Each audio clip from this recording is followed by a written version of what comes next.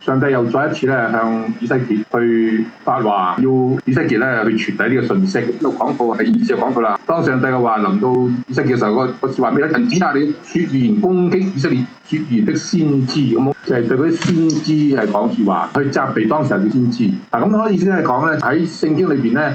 我哋好清楚知道得5大先知書啊，12小先知書。咁我哋好多時候咧，睇呢啲嘅先知嘅一個背景嘅生平，因為佢同神嗰個嘅委任同神直接有關係。原文咧，即係從一次經文裏邊咧，我哋睇到原來當時候咧都有其他嘅先知嘅。大家記得仲有咩先知喺度啊？邊類嘅先知啊？嗱，如果大家記得列王記下嗰個呢個先知以利亞曾經打敗幾多個先知啊？400幾啊，400幾先知，巴力嘅先知啊，叫400個先知啊，巴力嘅先知啊，好多先知喺呢個世上係通咗好多先知，其實唔係單單聖經所講12先知或者呢個5大先知書嘅先知存在嘅。不過呢班先知就人數好少啊，即係能夠為神說話，能夠被上帝揀選啊，喺當時候咧能夠去真係去警戒嘅，真係唔多。選中嘅人、被召嘅人多，選上嘅人少。好多先知，單咧巴力先知400幾啦，就可以睇到咧有個先其實好多先知，但係真係能夠為神去說話嘅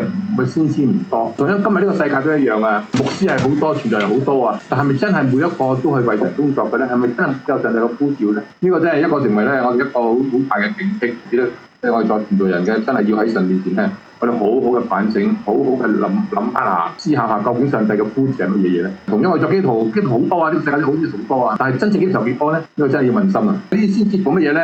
咁要攻擊以色列中說預言嘅先知啊！好啦，呢啲先做咩咧？對那些以本己心發言的，你們當聽耶和華的話。咩叫做對那些半己心發言的事啦？本己心說預言嘅係乜嘢嚟？大家諗到咩意思啊？本己心發預言的。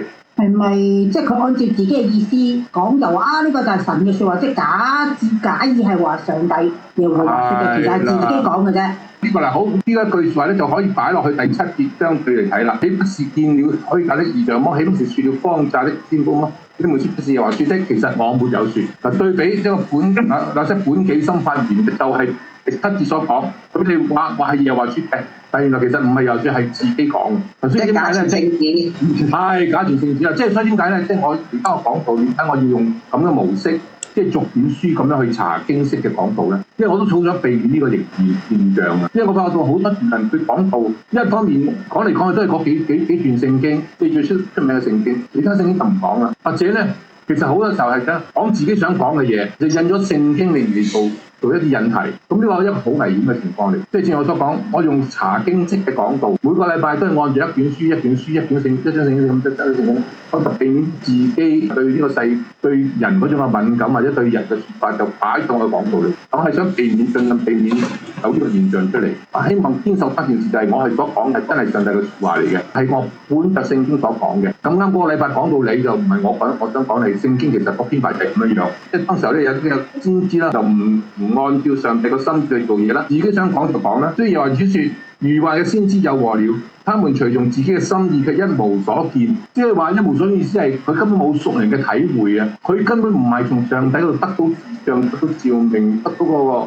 個信息，只係自己想講乜就講乜，自己想噏乜就噏乜。以色列嘅先知好像荒場上嘅狐狸啊！上帝講只係狐狸嚟嘅，狐狸咩啊？好狡猾啦，好看風使舵啦，好為自己嘅着想啦，唔會為荒場上嘅狐狸係乜嘢啊？獨行俠嚟啦，唔會顧其他人嘅，以自己嘅利益揾自己想要揾嘅嘢食，不擇手段去攞一啲佢應該要攞嘅嘢。所以班先知點樣咧？點樣顧自己咧？嗱，佢係先知嚟㗎，先知嘅角色係乜嘢？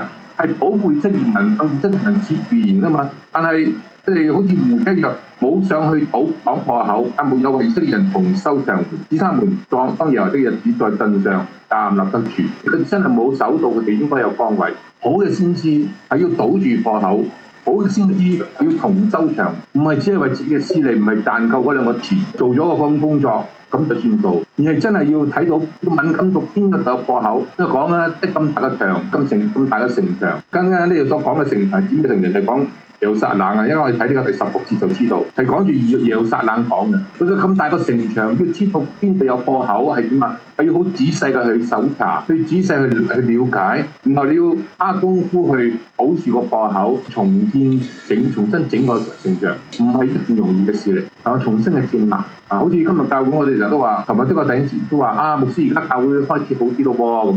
點解啊？因為我哋開始有部門啦，以前我哋冇部門嘅，咁多年嚟咧，即係人到少少唔好似咁多部門。啊，有主學部、有崇拜部、有敬拜部，佢哋開始咧呢幾個禮拜嘅崇拜報告裏邊咧，都開始有佢哋去報告啦，唔係我報告啦。我一個人報告晒所有嘢，但係今日唔係出嚟報告。啊，崇拜部需要人手幫手侍奉啊，咁啊，主學部需要乜乜啊，佢哋要出嚟做啦。我話咧，我都好想2年啦，教會喺即係2021年到而家2年。呢啲2022到而家3年嘅時間，而家先去改，點解啊？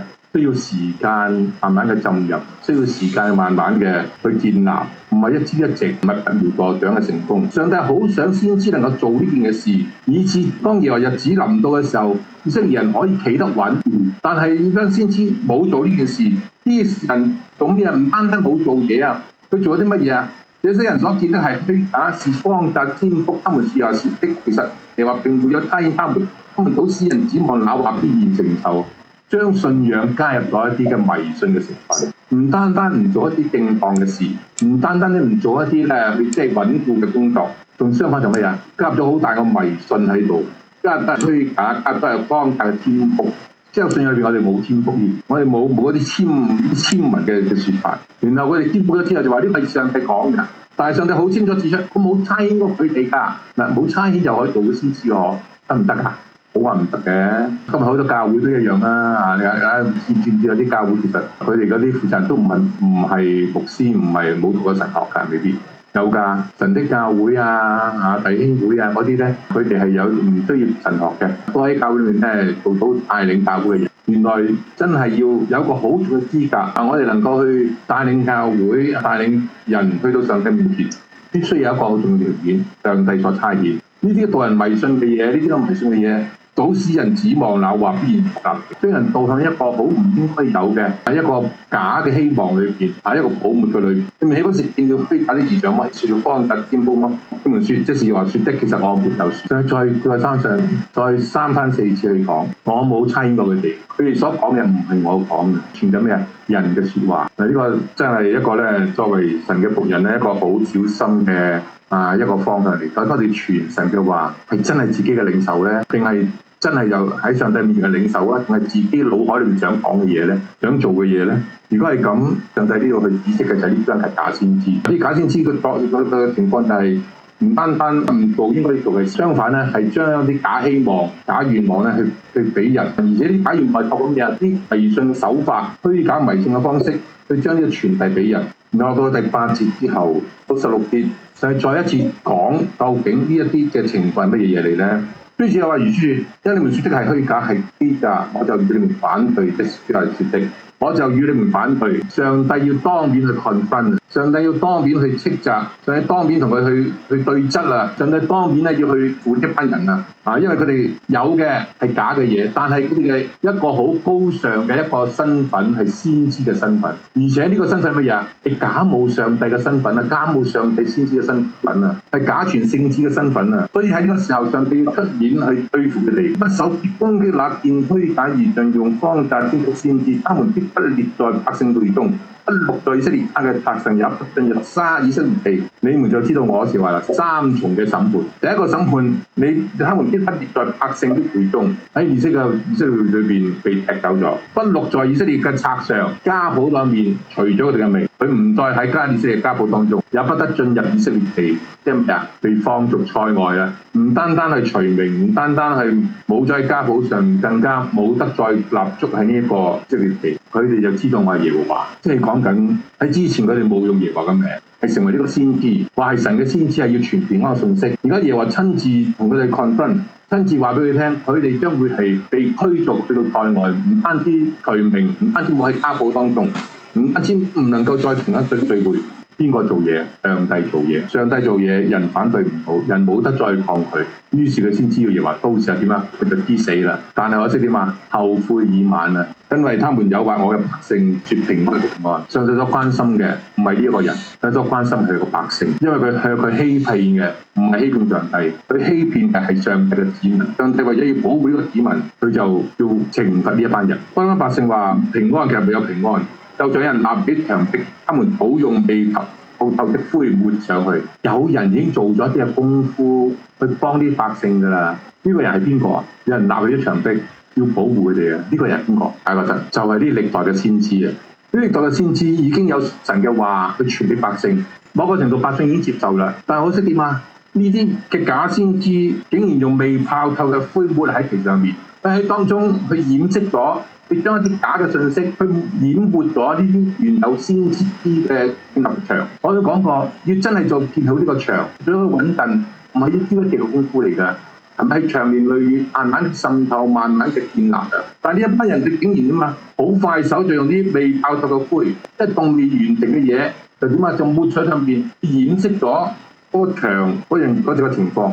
所以你要對那些11次，所以你要對那些抹上未泡透灰的人説：牆要倒塌，必有暴雨漫過大冰雹啊！你們要降下狂風係推裂嘅牆。當我哋將第10節同埋11節並排一睇嘅時候，就知道啦。有人立起牆壁，他們倒用未泡灰嘅抹上，所以你要對那些抹上未泡灰嘅人話：牆要倒塌，你咁樣做唔得啊，就會冧㗎。嗰啲冰雹嚟到嘅時候，嗰牆頂唔順㗎。係嗰建牆嘅人知道嘅情況，去警告嗰啲嘅人唔好咁樣做。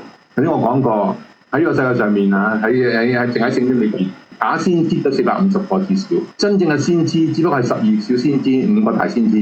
其實5大先知裏邊只係有4個先知啫，因為耶利米哀歌睇埋裏邊10幾個啫。我呢排追咗好多劇啊，追咗啲清朝嗰啲劇啊，嗰啲奸臣忠臣嘅情況，我發到好得意啊！我有好大嘅感慨，奸臣嘅好多，忠臣嘅冇幾多個。好似我最近睇下一個叫做陳敬亭啊，嗰個清朝嘅官啊，好忠實，好慳錢嘅官嚟嘅。哇！當每一場嘅鬥爭裏邊啊，嗰啲用面對5、6個嗰啲奸臣，佢一個孤軍作戰，就好似而家呢個一樣啊。當啲假先知去傳啲平安信息，其實唔係真係傳神嘅信息，佢哋只不過喺度去做啲裝飾嘅功夫。但係呢一啲嘅真嘅先知就警告佢哋唔好計啊！你唔好千祈唔好咁啊！即係頂唔順啲狂風，頂唔順啲暴雨啊！但佢聽唔聽？唔聽，做好多對抗嘅工作。所以到最後結果係咩咧？一場倒塌之後，人豈不問你們説：你們抹上未泡過的灰在哪裏呢？於之後為説：我要發怒，使狂風吹這牆，在路中暴雨漫過，又發怒降下大冰雹，毀滅這牆。上帝做工作，上帝用自然嘅方法去破解人嗰種嘅迷信，破解人嗰種嘅自私，破解人嗰種嘅自我為是嘅做法。我要拆毀這樣拆，我要這樣拆毀你們那未泡透灰所抹牆，塌平到地，以致根基露出，牆必倒塌，你們也必在其中滅亡。你們就知道我是耶和華。即係同樣，人唔聽上帝嘅説話，人用自己嘅心意去做嘅嘢，神當你做嘅時候，你會點？上帝唔單止拆咗個牆啊，甚至點樣啊？個結果係第14節話，以致根基露出。大家唔知有冇見過啊？大陸嗰啲豆腐渣工程啊，成排樓成棟大廈一攤晒落嚟，點解原因㗎？個根基太淺啊，唔入地啊。同樣呢度亦都係咁樣情況啊。做啲豆腐渣工程，上帝將佢拆毀咗，俾人睇到豆腐渣工程個結果係乜嘢嘢？我要將向牆用未泡透灰嘅牆嘅人成就路中所定的。點解俾你們説牆和冇神嘅都唔夠？面對上帝嘅審判，人嘅功夫完全靠唔住，人完全喺上帝面前係完全嘅崩潰咗。呢個抹牆係第以色列嘅先知，他們指著耶路撒冷説預言，為這城見了平不異象，其實沒有平安，即是話虛偽嘅、虛假嘅謊言，虛假呢個屬靈嘅話，引嚟上帝好大嘅憤怒。即係好多時候我都提醒大家，即係基督教裏面好多嘅術語啊，係咪應該成日都用嘅咧？點樣咩時候先適合去用咧？會唔會令人誤解咗個信仰咧？就好似呢個一樣，佢哋向耶路撒冷講預言，話見這城有平安嘅異象，其實原來呢個唔係虛假嘅説話啊，冇指著啦。所以今日你睇到咧，其實真係有人都提過咁樣一啲嘅聲音。個聲音乜嘢咧？今日好多報道會裏邊咧，唔再講有罪。今日報道會裏邊只係講愛。其實真正嘅福音係乜嘢咧？係要人離開罪，係要人悔改，要人離開罪惡，唔好再犯罪。愛係後邊上帝加上去治理愛嘅一個手段嚟。真正嘅係要回轉歸向上帝，呢個先真正嘅重任。跟住落嚟第11節之後咧，喺人睇嚟好似一啲種族一啲性別歧視喎嚇，點解咧嚇？啲人指你要面向本民説，同己心發願的女子説言攻擊他們。啲女先知啦，聖經都有好多女先知嘅，底波拉啊、亞拿啊咁啊，都係啲女先知嚟啦。啲女先知有咩做咧？做啲嘢咧？上帝都要唔單止向男，因為講第一個導師係講啲男先知所做嘅工作。女先知又做啲咩咧？就係指説婦女有禍了。因為眾的膀臂縫靠枕，給嗰啲人作下垂嘅頭巾。你要獵取人哋嘅性命，難道你唔要獵取我百姓的性命為利己將人救活嗎？呢做乜嘢咧？呢啲婦人咧會為眾人嘅膀臂縫靠枕，即係喺佢嗰個手臂裏面做啲功夫，又為高矮的人作下垂嘅頭巾。啲咩嚟咧？咁有解經家認為咧，呢度就係一啲個巫婆啊！呢啲所謂靠枕或者個實頭巾咧，就係一啲咩啊？有一啲符咒啊，用啲符咒嚇，就好似我哋今日好多時候嘅紋身，即係呢啲紋身嘅意思喺度。我哋嗰陣作下垂嘅頭巾啦，可以獵取人性命啦，佢唔獵取我百姓性命麼？為己係利己將人救活麼？佢哋要為佢哋啲咩啊？頭巾即係嗰啲降頭啊！大家有冇聽過大馬啊？而家你哋喺大馬而家台灣啊？喺台灣啊，講好啲，馬來西亞有好多降頭嘅，你小心啲。台灣好啲啊，台灣冇啲降頭呢樣嘢，就比較升級啲。馬來西亞就好多降頭啊。咁呢度所講咧，下垂頭巾係降頭啊，係咪有啲符咒同埋降頭咧？嗱，即係話呢啲女人用嘅，到巫婆用符咒用呢啲嘅降頭咧，去克制人啊。但係佢為乜嘢啊？18字後邊嗰句為利己將人救活，為咗自己嘅好處啫。佢即係為自己嘅原因，為自己嘅好處嘅原因咧。去落呢個符咒，落啲降頭，結果係乜嘢啊？19節，你唔係兩把大麥，幾塊餅在我民中褻瀆我，對肯聽方言的民方，殺死不該殺的人，救活不該活的人，個代價係乜嘢啊？為咗2把大麥，為咗幾塊餅。呢個亦都某個情況咧，可以反映到當時嘅情況呢個饑荒情況係好嚴重啊！我哋之前講過啊，上帝用饑荒去治理呢啲嘅人民啊，去對付呢啲嘅百姓啊。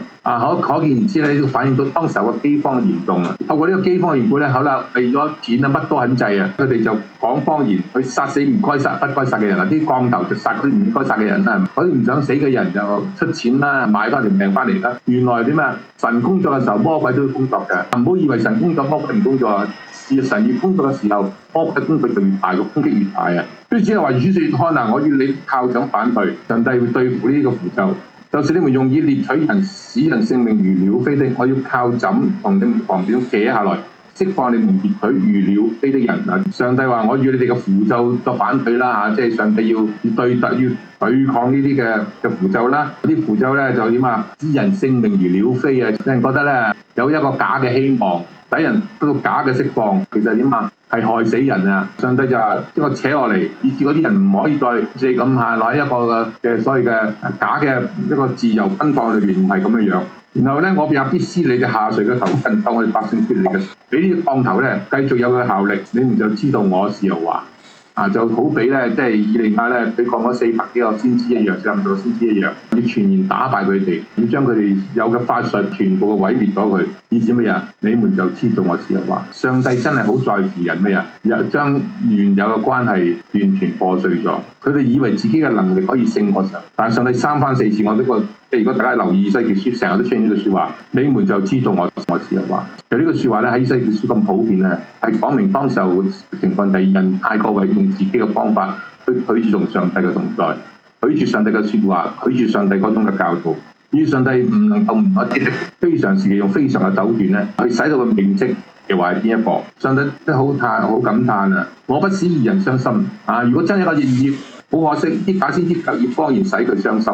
我堅固個人嘅手，使他不回頭離開惡道，得以得救而後活。呢啲假先知嘅手法乜嘢？使啲惡人當道，使啲義人受苦。呢個就係佢哋嗰個嘅工作嘅目的。即係上帝一個嘆息啊！我應該做嘅嘢係救人，但係嗰啲先知走去害人，你們就不再見虛假嘅異象，再行堅固嘅事。我必救我啲百姓脫離你嘅手，你們就知道我是耶和華。上帝要百姓將百姓救，但我成日都講，從歷史裏我哋睇到，以色列嘅百姓肯唔肯聽上帝嘅説話咧？當然唔係全部嘅，唔100%嘅，但係個比例有幾多咧？回顧我哋今日，究竟我哋今日又有幾多喺我哋嘅身上係真係聽上帝嘅説話咧？我哋期唔期望上帝用非常嘅手段、非常嘅方法去將佢從裏邊從罪惡裏邊救翻出嚟？我哋點樣做啲預防功夫咧？呢個就正係咧13章裏邊咧，對呢啲先知嘅提醒，對呢啲先知嘅一個警告，亦都可以咁講，透過呢個警告咧，以色列人了解到佢哋今日陷喺呢一個嘅網絡咁一個迷信裏邊，佢應該點樣再回轉歸向上帝。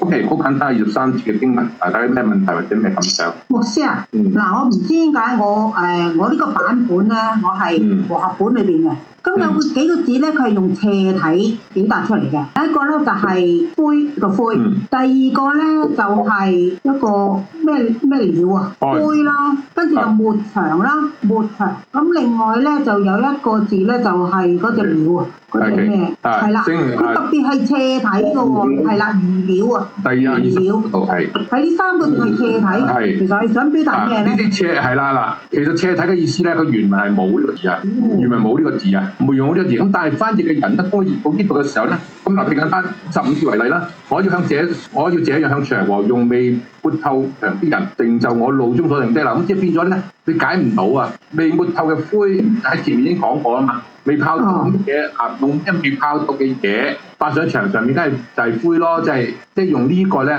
去將佢即係意象咗，即係俾我哋睇到。係啦，翻嗰個情況嚇，就未泡透咁乜嘢咧？咁佢上面係有啦，係灰啦咁，即係從一個翻譯嘅角度裏邊咧，灰係容易理解一啲。即係我哋揾牆啊、揾窿啊，係啦，我哋做裝修嘅時候揾牆揾窿用揾嘅灰嘛，牆灰嚟揾啊嘛。咁就用呢個咁嘅理解。咁同樣一樣啦，你頭先講嘅20節嗰度，詩人的性命如鳥飛，我要靠枕同他的放別寫下來。即係我哋們獵取如鳥飛啲人。咁同樣呢度一樣咧，冇嘅，即係原文係冇呢個如鳥呢兩個字嘅。即係詩人的性命飛的，我要靠枕從他們的放別上扯去。即係放你們獵取飛的人咁即係講乜嘢咧？咁即係嗱都唔明㗎。咁所以就係話，即係因為呢啲假先知講咗説話之後咧，佢哋覺得被釋放啦，自由自在啦。咁你咁樣點解都自由自在咧？咁於是作呢個譯者咧，就係加後邊咧加咗如鳥呢個字。但係佢用斜體就話俾原文係冇呢個字，就唔好將佢擺喺原文裏面，即係用咁多心機啦去研究原文係啦，即係要了解呢個情況係啦。明白。咁另外咧，其實咧睇翻呢卷書咧，即係我代入翻現今啦嚇，有假先知。咁其實咧，我哋作為一個好普通嘅百姓咧，我唔知邊個係真邊個假，個個都話我係真嘅，我係講奉耶和華嘅説話講，咁其實要好睇當時嗰個環境啊！嗱，好似佢當時嗰個景象係咩咧？咁啊北國滅咗啦，咁啊南國仲未滅㗎嘛，係咪？咁嗰啲假先知就話：我哋呢個而家好強㗎，我哋唔怕㗎，唔死得㗎。咁另外咧，嗰啲就係假先知啦。咁而家睇翻聖經就係啦。咁啊以西結就話唔係我哋咧要被擄嘅，我哋會滅亡嘅咁樣。喂，如果從一個民族嘅角度嚟講啊，我梗係信嗰個話好強嘅，因為啲點啊？即係點啊？我要投降㗎，我要俾人擄㗎。喺個心理上邊，我即係當然有兩批人啦，有啲信有啲唔信啦嚇。即係好似而家咁，好多地方都有分裂啦嚇。信就係信，就信晒佢㗎啦。唔信就係唔信㗎，你點講我都唔信㗎啦。我就係聽到啱聽嘅嘢，呢個話俾我知，呢個冇事嘅，你留喺度得㗎啦。耶和華會保護我哋嘅，咁佢又咁講。咁但係咁喺我哋一個百姓裏邊咧，當然啦，佢喺呢一個書卷裏邊，佢講到我哋好清楚，我哋點解會陷喺呢個問題咧？因為我哋拜偶像啊嘛，我哋又犯咗罪啊嘛。咁我自己知道我自己犯咗罪，咁我梗係知道，你指出我犯罪，我因為會咁樣，我就會落入咁嘅境啊。咁我明啦。咁但係有啲人仲係唔知噶嘛，佢唔覺得自己犯罪噶嘛。咁佢會覺得我好正常啫，我係咁樣，我只不過去求我平安啫嘛。咁呢個話俾我知平安，我嘅信佢啦。咁即係其實喺呢個光景裏邊，我真係有時會代入去翻，我點知你係真定假啫？你又話你係真，你又話你係假，係嘛？兩方面啦。首先第一，我覺得傳道本身要負責任啦。即係究竟你傳嘅信息咩嘅信息嚟咧？係咪？聽我所講，即係點解我今日我頭先個解釋，我今日堅持咧，用每卷書嚟講道、嚟解經，即係呢個係一個原則。即係我希望我係向神負責，去向上帝嘅子民去傳信息，去向基督傳信息、講道、教導佢哋。呢個係我自己對神嗰個呼召嚟嘅。究竟我嘅心係乜嘢咧？冇人知㗎，冇人知係我向上帝嘅負責嚟嘅啫。所以呢一方面，我哋好難分，即係冇一個人能夠分得出。我冇分得，我琴日講到都講，你知唔知呢兩個禮拜其實喺教會裏邊，喺教會界裏邊出現咗一個好嚴重嘅問題，就係一個咧寫作寫得好好，寫熟練嘅靈修啊、分享啊嘅作者，竟然係被揭發咗有8年嘅私情啊嘛，婚外情啊嘛，咁而家佢都表達即係要停止寫作，停止演說啦。好啦，你點睇得到啊？過啲8年裏，佢寫嘅書好吸引人喎，好受到好多人嘅歡迎喎，你點分啊？好啦，咁而家我哋點面對啊？一個咁出色嘅人，竟然有一個咁樣嘅犯罪情況，點處理啊？首先係我哋嘅眼光咯，我哋所重視係嗰個人咧，定係重視神嘅話咧？嗱，如果重視嗰個人嘅話，你都會截圖。但我唔係重視人嘅，我重視神嘅信息啫。我尊重佢喺當時候佢寫呢個時候係上帝傳嘅信息俾佢，佢當時係真係傳嘅神嘅話，係俾我哋得到造就，唔係一啲迷信嘅成分。我接受呢啲説話，我唔會因為佢咁樣跌倒，我會堅持翻佢曾經教導嘅真理。雖然佢違反真理，雖然佢犯咗罪，但我唔會因為咁樣樣我。另一方面亦都係一樣嘢，就係我哋咁樣嘅信仰，究竟今日你嘅信仰係喺一個理性嘅信仰當中啦，定係一個迷信嘅情況裏邊咧？好簡單，真先知叫你要受苦。你要認罪悔改，免得神嗰個嘅懲罰降臨。個問題喺咗邊度？你可以信，可以唔信。唔會啊！我發明安定，我順風順水啊，咩都冇問題啊。你講嗰套要咩認罪悔改多餘啦？唔係喎，你有做好過冇做喎。點解你買保險啊？認罪悔改冇乜差錯啫。我哋做一啲屬靈嘅活動啊，我哋有啲感謝祈禱，冇乜差池啫。點解要信啲迷信嘅嘢咧？同埋好簡單，我親自見到呢啲同學同一齊去旅行，去到啲紀念碑嘅時候，佢有個親戚去影相，即係拍住佢，唔好影啊！咁死人嘅嘢唔好影啊！基督徒嚟㗎，成家人都基督徒嚟㗎。但係嗰家姐話唔好影啊，死人嘅嘢唔好影啊！呢個明顯咩啊？迷信嚟㗎嘛，有乜所謂啫？嗰啲死人嘢係啲歷史嚟㗎嘛，影啊咁有乜所謂啫？究竟我哋嘅信仰係咪迷信先？有迷信嘅成分先？你知唔知咩叫迷信成分先？你知有分清楚啲迷信嘅成分，你唔參與，你就唔會落喺呢個今日我哋睇到以西結書呢度所講嘅就係嗰啲人竟然唔識得去分辨嗰啲真假嘅嘢，點解啊？因為連百姓都落喺一個迷信情況裏邊啊嘛，佢都點啊？佢都否認上帝嘅工作啊嘛，唔肯分到我覺得點樣講？好多報道講即係講愛講嘅嘢，唔講罪，呢個係錯誤咯。唔講悔改咪罪咯，呢個咪錯咯。我哋嘅信仰係要付代價噶嘛，所以唔係嗰個分別，係我哋自己嘅選擇。你唔好睇咩選唔選擇，我哋唔識喎，我點分啊咁？係點分？你點決定？你明知嗰個好嘅方向嚟㗎啦。我想講好嘅方向唔係一定得嘅，好嘅方向，我琴日仲有一個頂分享，我就好似種果子一樣啊！你一種子，我個孫女都識講啊！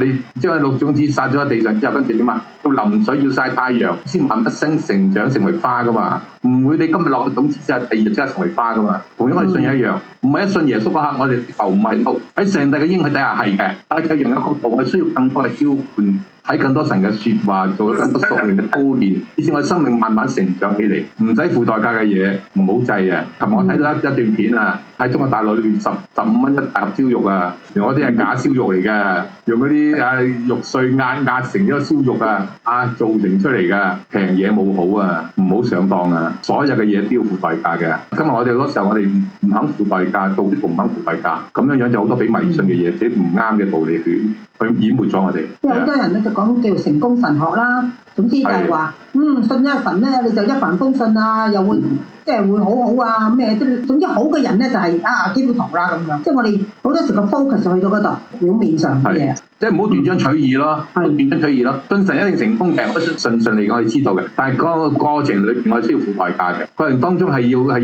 啲等待，有一啲係要受啲苦嘅。咁我哋唔好即係放棄呢樣。有冇得感受有其他問題？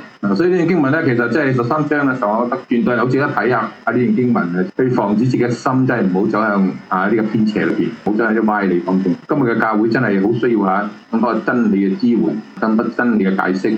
即係教會能夠成熟，同埋我哋真係要留心，即係唔好有嗰啲虛假嘅，唔好信埋啲迷信嘅嘢，唔好將迷信成分加我哋嘅。好似前個禮拜有個家庭就話：我點樣去探牧師咧？咁點解啊？啱啱佢屋企死咗人啊！好唔好探牧師咧？咁即係好唔好叫牧師嚟探我哋？牧師好探我，唔好牧師嚟嘅，我哋死咗人。咁啲咩嚟㗎？我咪講咯，司法無禁忌㗎，牧師嚟探你冇所謂㗎。上帝會保護，上帝會要咩㗎？我嚟到更加將福氣帶俾你哋添嘛！唔好有迷信啊！呢啲咪迷信成分咯，好輕微嘅迷信成分嚟㗎，啲好輕微，唔覺得係乜嘢。但係好多時候我哋就往往將過去一啲迷信嘅嘢自然帶入我哋嘅光信仰裏邊，要小心一啲。如果有家庭裏面咧，佢又係基督徒，但係佢又拜關公嗰啲咁樣又唔得噶喎，關公像嗰啲又唔得噶喎，應該。點解唔得？都得㗎。點解又得咧？點解得咧？我唔知啊，我就唔，因為我佢話基督徒，但係佢屋企有關公嗰啲像，佢屬唔屬於問題咧？又唔屬於問題。嗱，其實唔係問題啊。其實最重要嘅係，即係我自己嘅經驗咧，好多時候係因為我哋冇喺屋企裏邊咧宣揚我哋嘅信仰，以至家人喺唔知情況底下咧，叫我哋做呢樣嘢啫。即係我自己嘅經驗啊，咁我睇到好多人就係，如果佢屋企裏邊咧有清楚嘅信仰，叫爹哋媽咪話俾爹哋媽咪聽，或者話俾家人聽，我信耶穌嘅，所以我唔做呢啲嘢啦。咁其實咧，你信係佢尊重我哋嘅。我成日覺得咧，呢個世界裏邊你最尊重基督教嗰個邊個？知唔知啊？殯儀館嗰啲堂官啊，你知入去咧，香港啲堂官好犀利㗎，隻眼好利啊！一入到去，見到你個你個頭唔耷低咧，不景物好咁啊！原來佢咩？佢每次一入去，我以為啊，唔係信耶穌，一鞠躬二鞠躬嘅家屬回禮㗎嘛。但係佢哋唔係好叻㗎，佢哋一見到你一企定個頭唔喐嘅話咧，佢就會改啦，景物好，家屬謝禮咁。但佢好識到呢個文化。其實我不覺唔係得唔得？當然從基督教立場，我哋唔好拜，唔應該去拜偶像。但係呢個情況底下，如果家人唔知道你嘅情況，咁我哋咪喺一個矛盾裏邊咯。但我係鼓勵就係，即係我哋信耶穌，叫去向家人公開我哋嘅信仰，表明我哋嘅立場咁。咁我相信家人喺呢方面咧，應該係都有個好大嘅尊重嘅。不過我唔贊成，當然我唔贊成基督徒要拜偶像，唔應該嘅。但係如果你冇搞條，你做呢個份咧，咁你遇到啲困難、啲矛盾咧，咁係你自己要小心咯，要留意咯。OK，大家有咩感想？睇唔睇？好，我哋一齊有個祈禱結束呢個時間好嗎？希望多謝你俾我哋今日睇到真假先知嗰種嘅分別。你今日喺以西結第13章裏邊，你好強烈去斥責，要透過以西結先知去攻擊、責備呢一隻假先知。